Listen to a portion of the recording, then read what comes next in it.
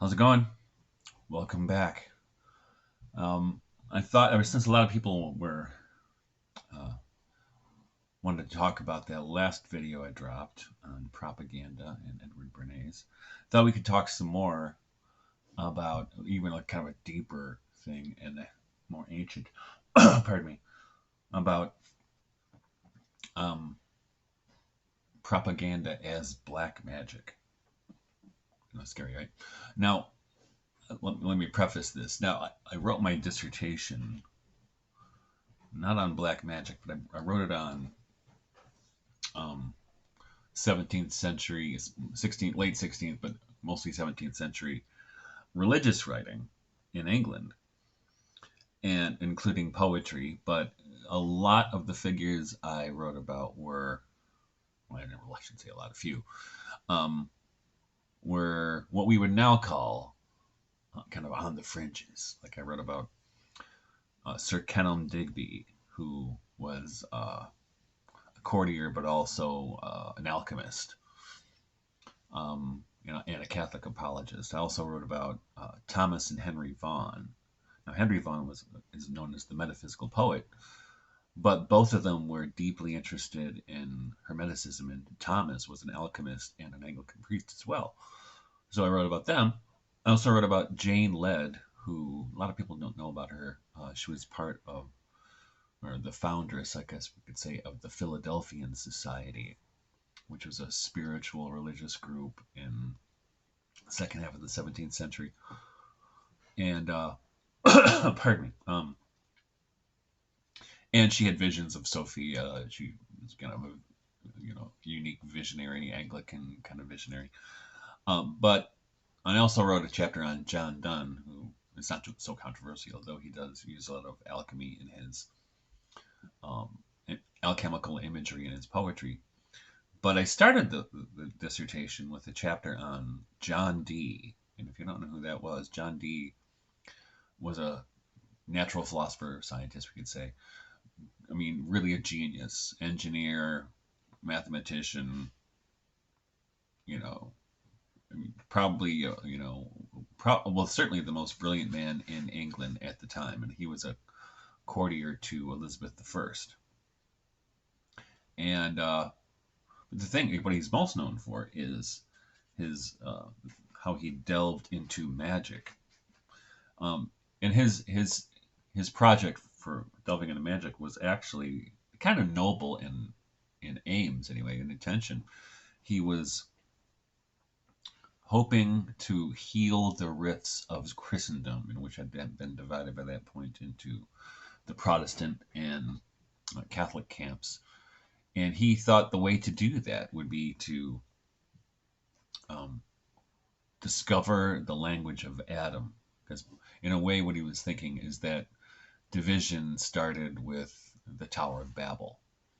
And so we needed to come to a common language, and we needed to come to the language of Adam, right? The closest to the language of God. And so that was his understanding. But to do this, he employed um, various apparatus, like he had a black mirror or a crystal ball, and he had a scryer named Edward Kelly, and a scryer is basically a medium, because Dee himself was not clairvoyant in that way. Anyway, don't want to get into the whole thing, but it led him into all kinds of trouble, not only politically but in his marriage. Um, and I wrote a play about it, which I hope to publish someday. I can't find the right publisher. I might have to do it myself. So if you're a publisher out there looking for a play on John Dee, let me know. Um, but the interesting thing for me with Dee is that he employed all these apparatus as a kind of technology. And what I wrote about in my dissertation, which is available as, what's the name of it? Literature and the Encounter with God in Post-Reformation England. What a boring title. I had a really snazzy title, but the publisher made me change it. It was my title was Dazzling Darkness, and the now title was the subtitle. Anyway, so Dee's employing this technology, and I was thinking about um, Martin Heidegger in his writing, The Question Concerning Technology. In my own concerns with technology, and how, in Heidegger's view, technology turns us into human beings into standing reserve. And we see this right now with data mining, right? We are now standing reserve. If they offer you a free service on the internet, you're the product, right? That's why it's free. So it's an interesting meeting of these kinds of, this magical idea or this propaganda idea and technology. And so I thought I would read a little bit. I'm not going to read the essay, but I wrote an essay for my Substack, which, if you don't know, is The Druid Stares Back. And what I'll do is I'll link this essay that I really talk about this in the show notes. Pardon me. Darn dust.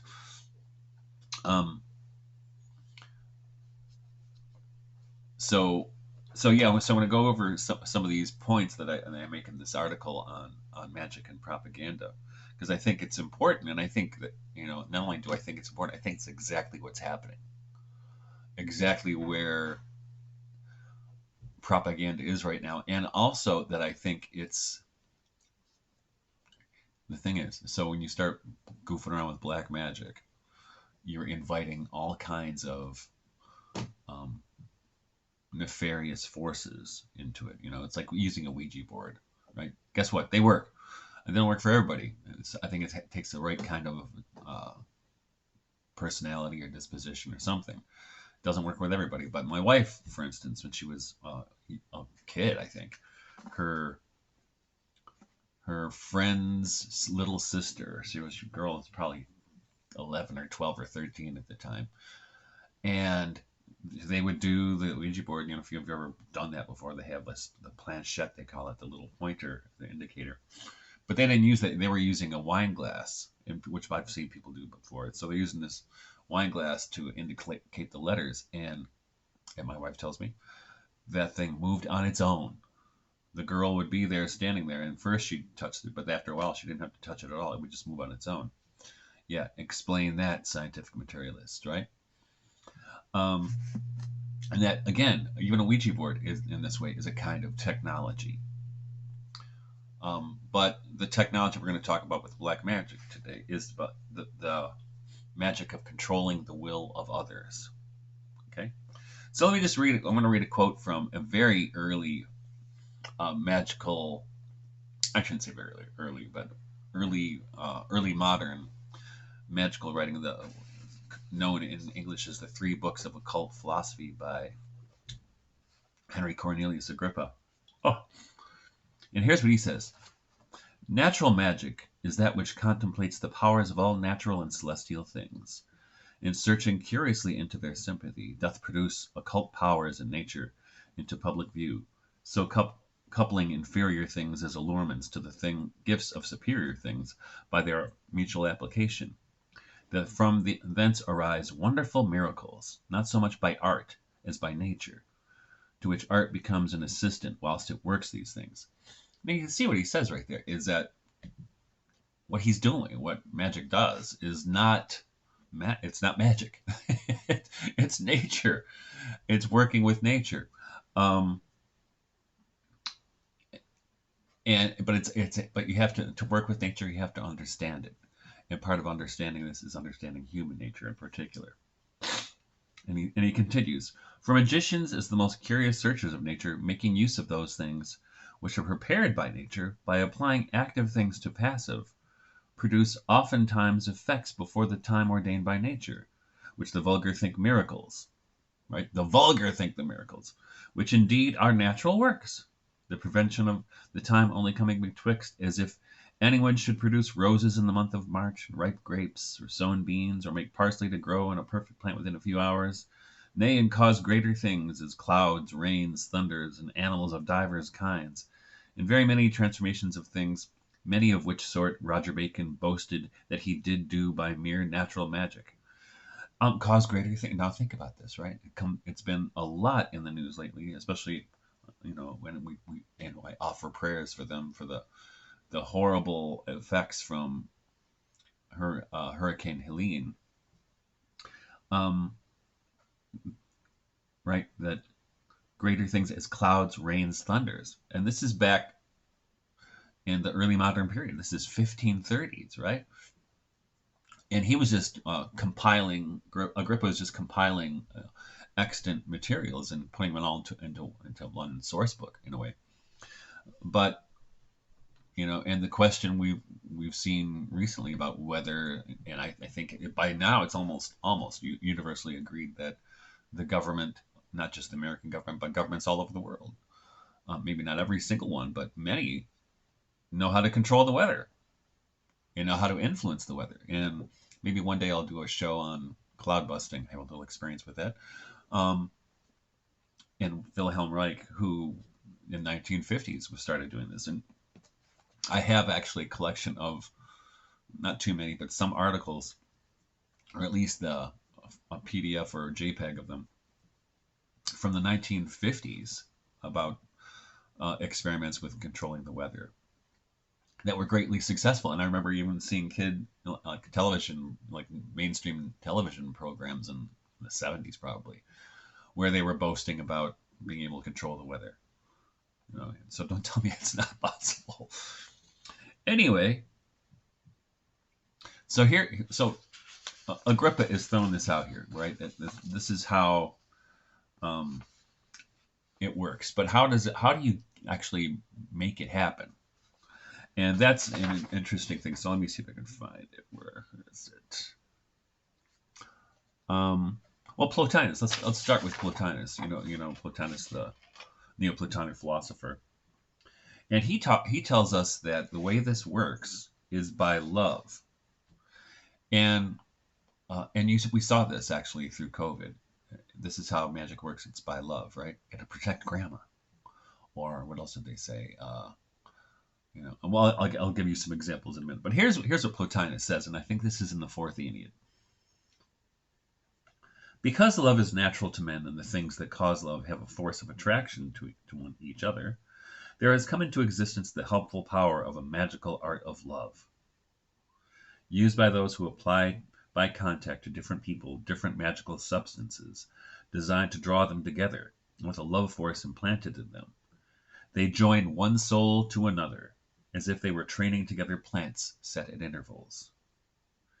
They use as well figures with power in them.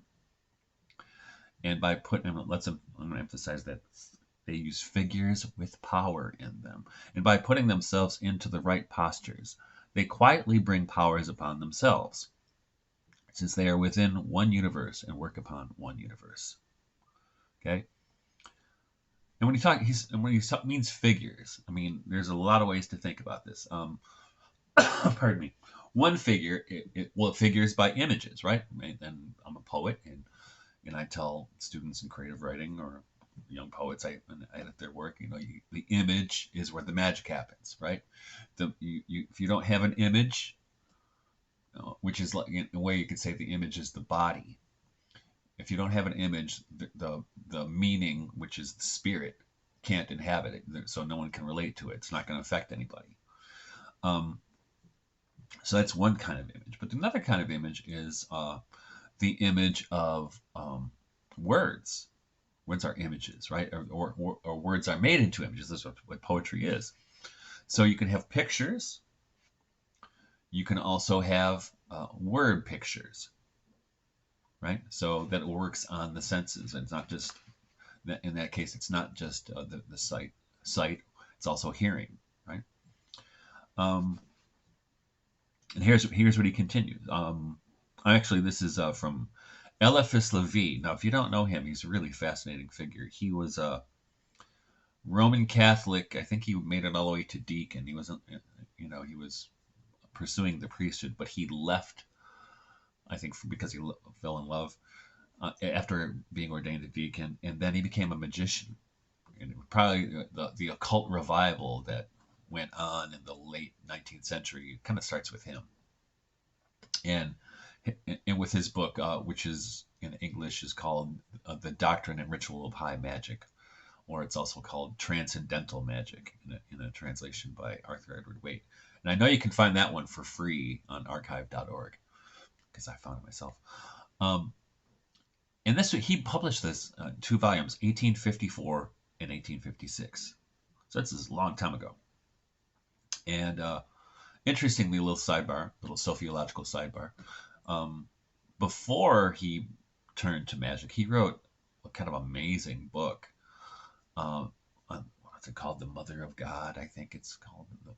Um, and it's really long, and it hasn't been translated in English. And you can also find that on I think archive.org. I did. But it's an amazing book. I hope somebody translates it to English because I think it's an important work.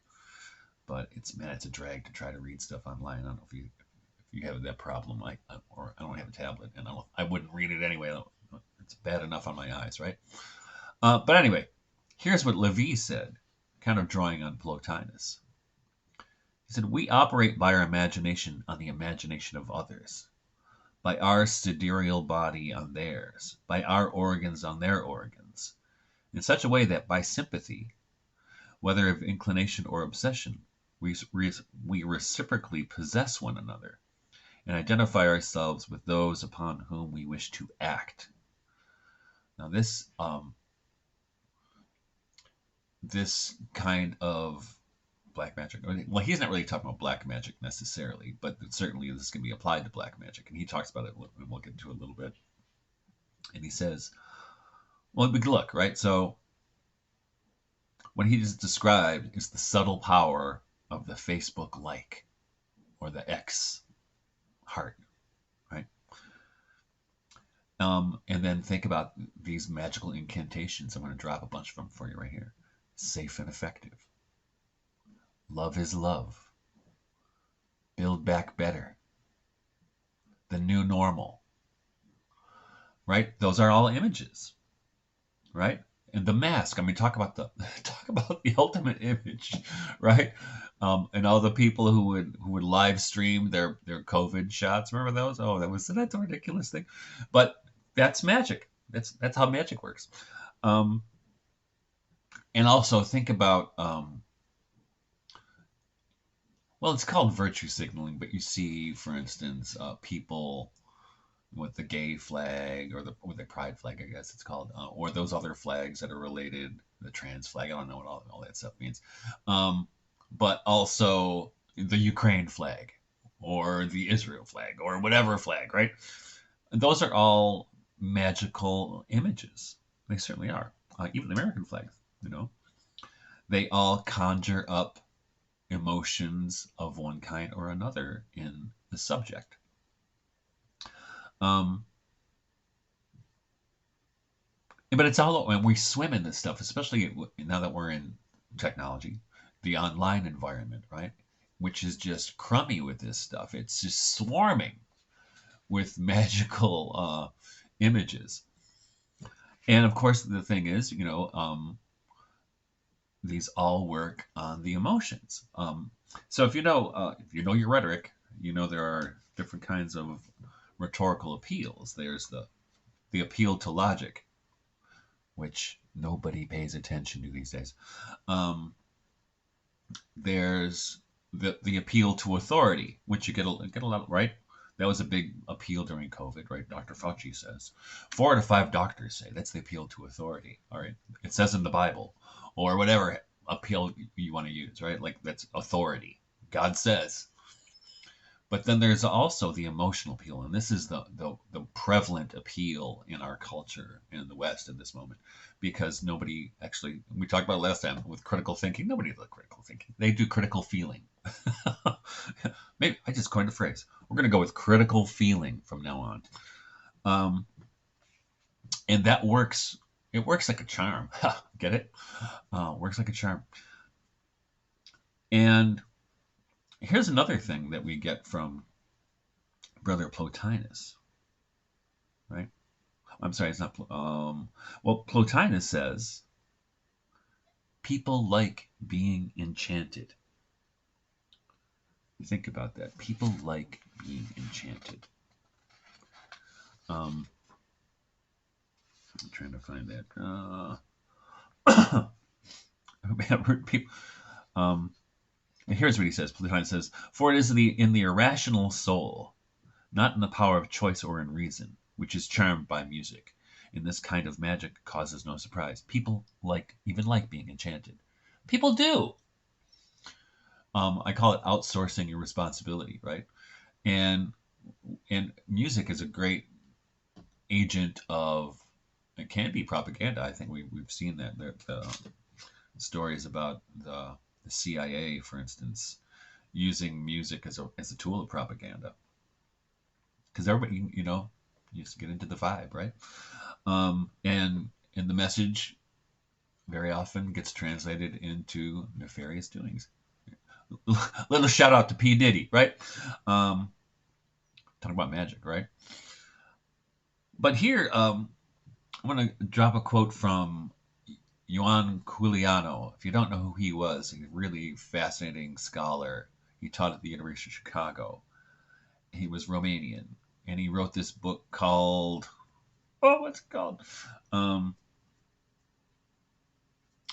Eros and Renaissance Magic, or something like that. It's a fantastic book. But get this: so he was murdered in the bathroom at the University of Chicago, I think in 1988 or 89.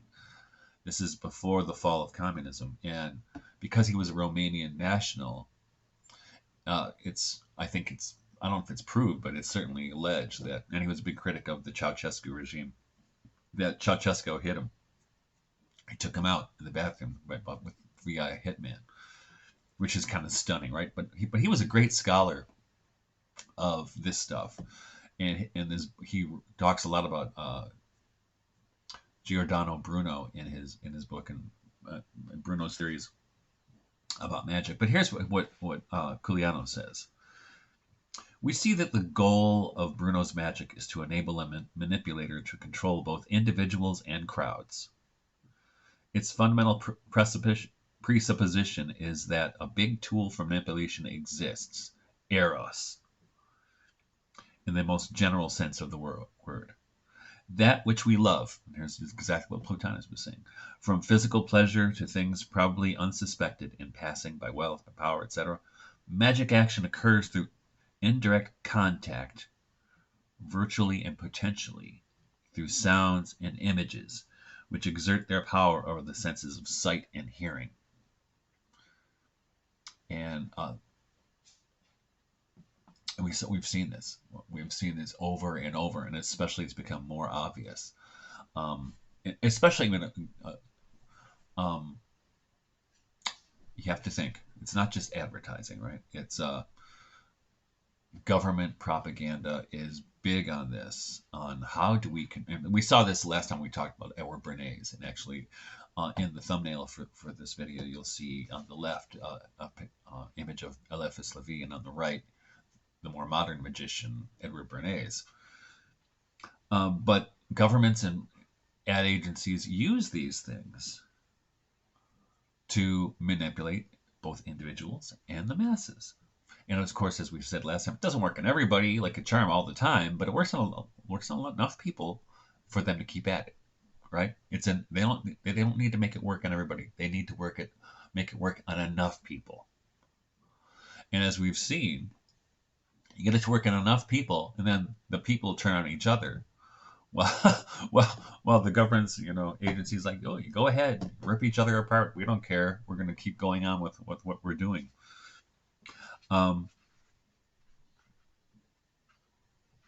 here Culiano follows up by saying the conclusion is ineluctable. It is that the magician state, listen to this, the magician state exhausts its intelligence in creating internal changes, showing itself incapable of working out a long-term magic to neutralize the hypnosis induced by the advancing cohorts of police. Yet the future seems to belong to it anyway. And the provisional victory of the police state would leave no doubt concerning the point. Coercion by the law of force will have to yield to the subtle processes of magic, science of the past, of the present, and of the future. Now here's, like I said, here's Giuliano, coming from a communist country, right? Romania was bad. We have some Romanian people in our CSA. There's actually, for some reason, out where we live, there's a sizable Romanian community. There are two Romanian Orthodox monasteries within 10 minutes, maybe 15. Um, and we went to a Romanian church early in our marriage. I think my wife and some of my kids were baptized in the Romanian church. Um, and these Romanian, that was rough, man. That was one of the rougher places to be under communism. And as Giuliano is saying here, yeah, it's the police state. That's what he saw, right? But he's saying here, and he's absolutely correct, that the police state will eventually give way to the magical state. And I think that's what we've seen, certainly across the West, where that's what's well, I think we've seen the beginnings of it, or the attempt to do this. Um, it remains to see how successful it will be, because I think certainly in the United States anyway, people seem to be waking up to a degree. Um, but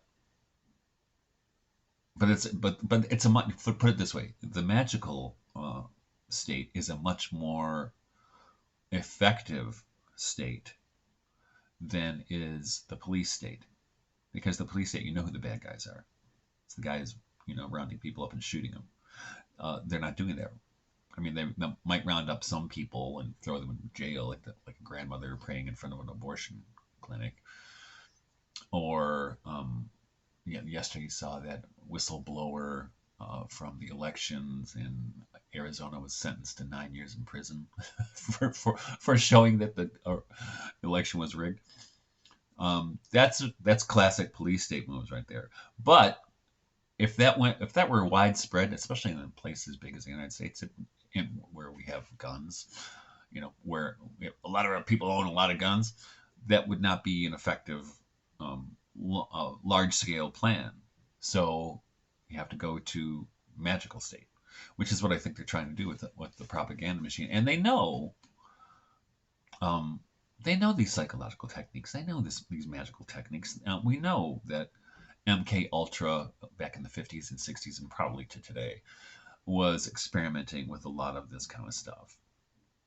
Um, it's well known. Now they pretend MK Ultra no longer exists. I have a hard time believing that. You think they're going to let go of something once they got it going? No. There's just like they used to say for the longest time that no, you can't manipulate the weather, and they're like, yeah, we just manipulated the weather. It was kind of cool. And we saw actually, was it earlier this summer? I think it was some flooding in California because people were effing with the weather, and they said they were effing with it. Right? It's not like they were doing it on the sly and then caused a lot of flooding. And that's part of what you see with cloud seeding and other kinds of weather manipulation by governments using technology again, that it often goes awry, which is why for the longest time they tried to keep it quiet. And now they think they have more control over it. They're still making mistakes. Um, and even with a cloudbuster, you can mess things up. In fact, I have a cloudbuster, and last week we went through a drought here on our farm. Not a bad one, but for the most of September was very dry. And my wife was saying, like last week, I said, "You should use the cloudbuster." I said, "I'm not doing it with that hurricane down in the south. I don't want to bring it up here." And we saw what happened. It did. It went up to places it shouldn't be. They usually don't have hurricanes in the mountains, 300 miles inland. Um, so that was kind of that's I don't know, but I would suspect some government manipulation of the weather. That either was intentional or went awry, because it's just so out of the ordinary. And when people talk about what's climate change, I just don't buy it. It's because I know people have been manipulating the weather at least since the 1940s and 50s, at least, because we have proof. We know it. It's not guessing. It's not conspiracy theory. It's it's historical fact. Um, So that's pretty fascinating. I mean, Culiano, if you read that book, Eros and Magic in the Renaissance, I think that's what it's called. Um, but it's amazing. Now, here's the thing, though. Now, how do you make magic work? And,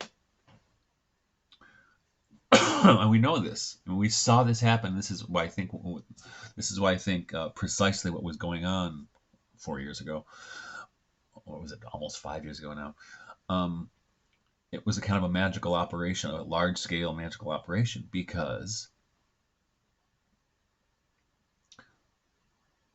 um, you have to have a willing subject. And how do you create a willing subject? Let me see if I can find. Um,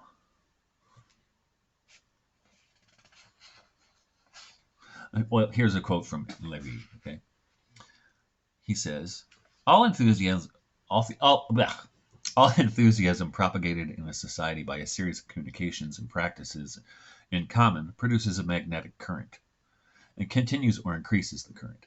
The action of the current is to carry away and often to exalt beyond measure persons who are impressionable and weak, nervous organizations, temperaments inclined to hysteria or hallucination.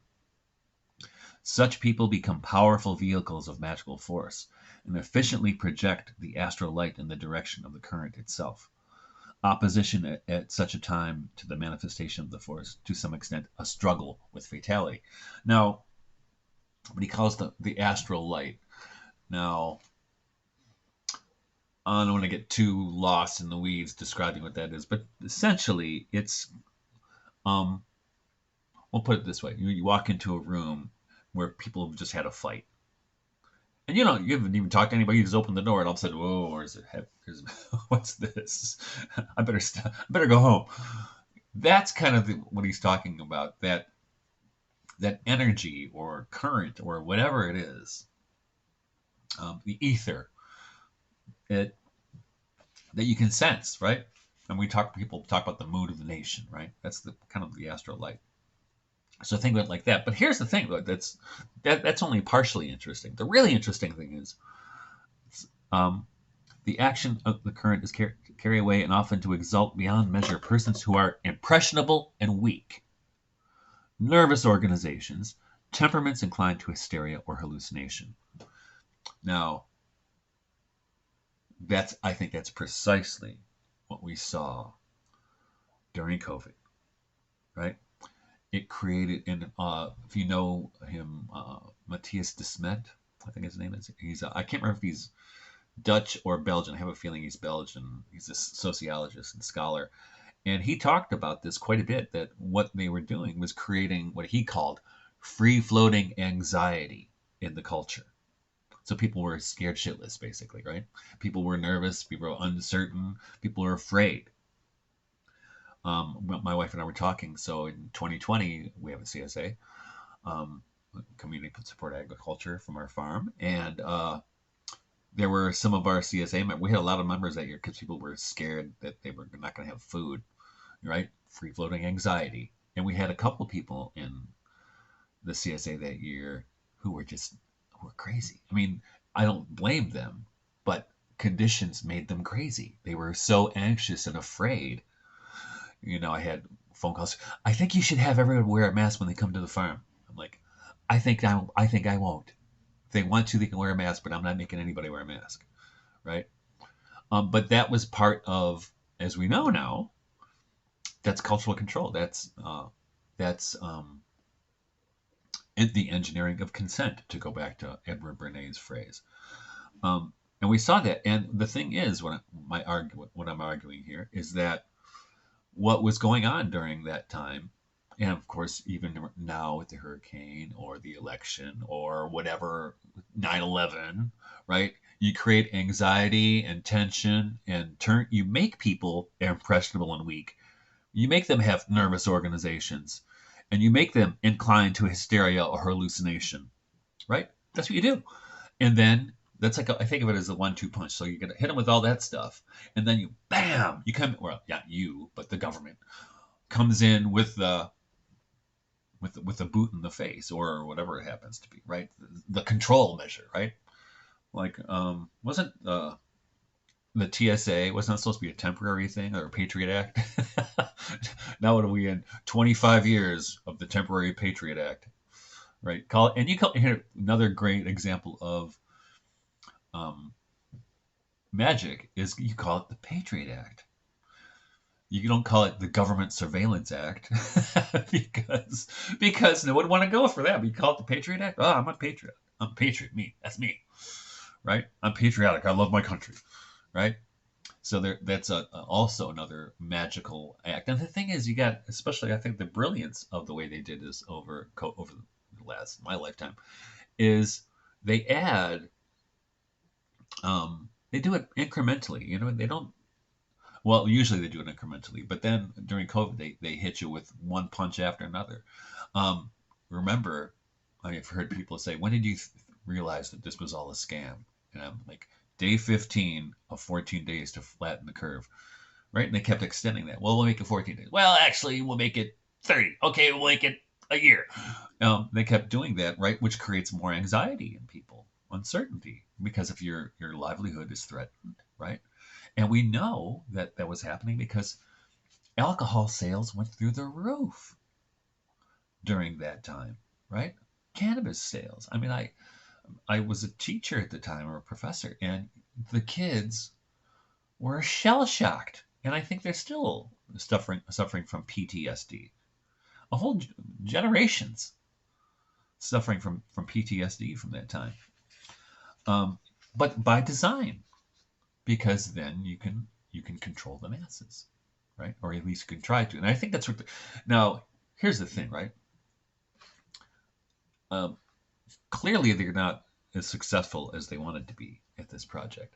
I will die on this hill. But those are certainly the methods they're using to do it. And like I said before, it doesn't have to work on everybody. It has to work on enough. Now, is it working on enough people? That remains to be seen. But well, I hope not. You know, and I think people are not condemned to be slaves, like turning into a zombie in a way, right? Or a vampire, right? When you're bit by the vampire, you become a vampire too. Um, I don't think people are condemned to a destiny of that, but I think it takes a lot to pull yourself out of it. Because it's you have to admit you were wrong. You have to, all these other kinds of things, right? You have to admit you've been played. Um, and it's hard to do that. We have pride, and that's another way that the magic works, right? Knowing human nature, knowing it. So in a way, you could say that these magicians were the first psychologists in a way, or at least master psychologists, much in the way that Bernays was later. I mean, he really was. And unlike his uncle Sigmund Freud, who used psychological theory trying to help people, or at least trying to analyze people, help them get out of their hangups. Bernays kind of went from the other direction. Maybe now I'll use it to control people. And interestingly, and I got to thank some people. I can't remember. A few people mentioned in the comments in the last video that, and because I think I mentioned Netflix as a propaganda tool, which obviously it is. But what I didn't know is Edward Bernays' grandson or somebody is one of the heads of Netflix, which makes so much sense. So let's continue a little bit, and then we'll probably wrap it up in a minute. But pardon me. Oh, sorry.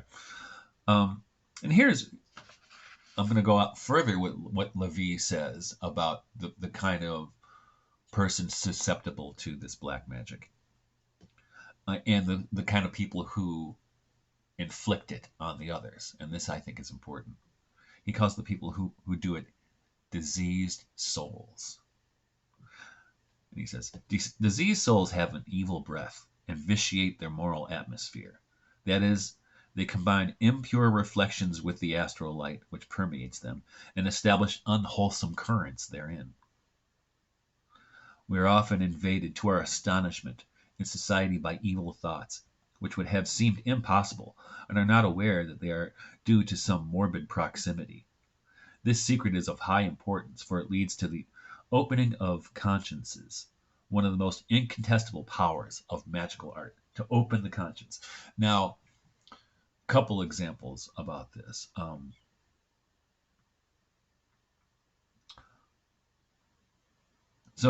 These diseased souls, I would submit, it's because it certainly seems like it. They're kind of possessed by demons, and they inflict these bizarre things. One example is how these diseased souls, how does he put it, vitiate their moral atmosphere.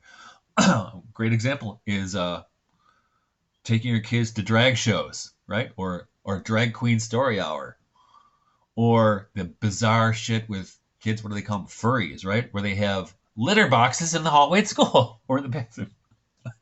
that that's a diseased soul right there. There's no other way to describe it. We used to call it mentally ill. Now that's not fair. It's you're shaming the mental health community. Fuck off. You're poisoning children. So that's kind of a fascinating thing, right? And the other thing, what's he say? Where to go? Where to go? And that's they are not aware that due to some morbid proximity. And another thing, and I've been thinking about this, if you're on Twitter or X, there are these accounts which I don't follow, but they always show up of people doing really violent stuff to other people, right? And I usually don't watch them, but sometimes you end up, well, what's that? And you see, whatever it happens to be, but you always feel, and you do this when you see that, you feel a visceral reaction to it. You almost get angry and want to hit somebody. That's a magical act. That's a magical maneuver that they're performing to get. I don't know if it's I would guess that those accounts are probably deep state ops, because trying to sow the seeds of kind of a primal violence that would encourage people to act violently themselves, right? um but they're all, it's like, we have, the thing is with social media, you have so many things that are coming at the same time, that it is, it's like an onslaught. You don't have time to discern anything. That's why it's, probably the antidote to the internet is nature, and which is every day. And like, I spend a lot of time lately editing books, which means I'm sitting at the computer. But I make myself go out at least a few times a day to work on my farm a little bit, or just walk in the woods. It's because this time of the year is not a lot of work to do on the farm. So I'll go out and walk in the woods for an hour or two, which is enormously healing. And you feel connected back to the real. But we're going to finish up a little bit here. Another thing that Levi says here: black magic is really only a graduated combination of sacrileges and murders, designed for the permanent perversion of a human will, and for the realization in a living man of the hidden phantom of the demon. It is therefore, properly speaking, the religion of the devil, incarnation of death, and the persistent creation of hell. P. Diddy, right? Or all of these, Jeffrey Epstein, all these, and these are all, as we're starting to find out, these are all operations connected to, the CIA or the FBI or somebody, right? On Mossad, whoever. But it's evil. It's the religion of the devil. It really is. And even though Eliphas Levi was a magician, he was still Catholic. He believed the Trinity, right? He and he still believed in morality. He wasn't very often you see people who get attracted to magic. They kind of have moral turpitude or ambivalence, right? But not him. And this is one of the things, the old occult saying that, for every step in esoteric knowledge, one has to take 3 steps in moral development. I think that comes from Rudolf Steiner. And I'm not encouraging people to actually do any kind of esoteric or occult development. But notice, though, how, and unlike now, morality is more important than secret knowledge. All right, and of course we have people wherever they are who are and if you see Netflix is a great example, but all kinds of things we see in our culture that are really it's a parade of demons, and it's with the intention to um, vitiate our souls, right? Um, and here and so is the antidote, right? So here's one of the antidotes from Plotinus again. It's contemplation, and basically what I do when I'm out in the woods, it's not thinking. I'm contemplating. I'm just present, which is what contemplate. Some people think contemplation means really thinking about something, but it really means being present, right? And here's what Plotinus says: contemplation alone remains incapable of enchantment, because no one who is self-directed is subject to enchantment. That's get that for a tattoo, right? For he is one, and that which he contemplates is himself, and his reason is not deluded, but he makes what he ought, and makes his own life and work. Paracelsus adds, imagination destroys imagination direct against us. It may happen that I am being killed by the imagination of another.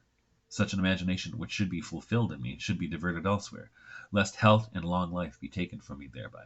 Now, so one thing, if you're getting assailed by black magic or bad imaginations, replace it with good imaginations. And for me, you know, I mean, like I said, nature is important, but also the arts, especially the high arts, right? Like music.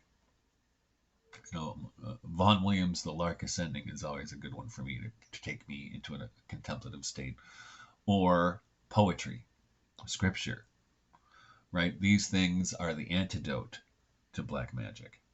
But you have to fill your imagination with the good, right? Because as William Blake says in Jerusalem, they became what they beheld. And if your imagination is obsessed and influenced by evil or the morally suspect, the best thing to do is to fill it with the good, the true, and the beautiful. Let's go transcendentals. And finally, here's one of the people I really admire a lot from the 20th century is Carl Jung, and he's just I don't know why he's so fascinating to me. He's hard to read. I mean, he's a horrible in a way. He's a horrible writer, but he's got such cool ideas. And in his collected works, I can't remember which volume it is, but in 1945, after World War II, he was watching World War II, right? And World War II really was an eye opener for a lot of intellectuals in Europe. They're like, wow, how did this happen? How do we go from German idealism to this? And here's what he says, right? Because people are, he's like, well, how are we going to fix this? This is some fucked up shit. Well, that's probably not what he said. He would have said it in German. If the whole is to change, he writes, the individual must change himself. Goodness is an individual gift and an individual acquisition. In the form of mass suggestion, what we've been talking about, it is mere intoxication, which has never yet been counted as a virtue.